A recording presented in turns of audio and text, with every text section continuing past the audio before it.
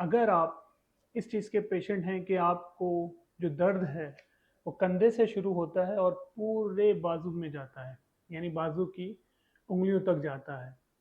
अक्सर मरीज मेरे पास आते हैं, डॉक्टर साहब मेरे पूरे बाजू में दर्द हो रहा है, पूरा बाजू मेरा जो है सुन हो रहा है और मुझे जो है एक्सरे करवाने हैं इसके लिए ना, तो शोल्डर के एक्सरे करवा लूँ, एल्बो के एक्सरे करवा लूँ या पूरे बाजू के एक्सरे करवा दें।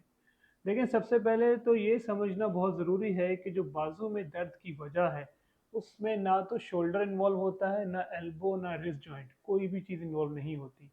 अगर आपको दर्द पूरे बाजू में हो रहा है इसका मतलब वजह कहाँ पर है, आपको गर्दन के अंदर है। गर्दन में कोई ना कोई रग है जो आपकी दब रही है, जिसकी वजह से आपको दर्द जो है पूरे बाजू महसूस होता है। कुछ मरीजों को ये दर्द एक बाजू महसूस होता है, कुछ मरीजों को ये दर्द दोनों बाजुओं में महसूस होता है।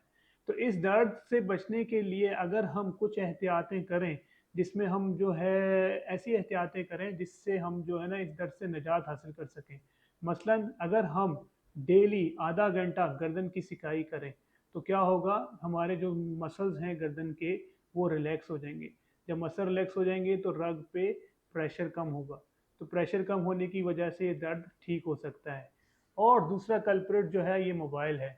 मोबाइल का इस्तेमाल, अक्सर हम जब मोबाइल का इस्तेमाल करते हैं तो गर्दन को ऐसे झुका कर बात कर रहे होते हैं, देख रहे होते हैं, स्पेशली लेट कर मोबाइल का जब इस्तेमाल करते हैं।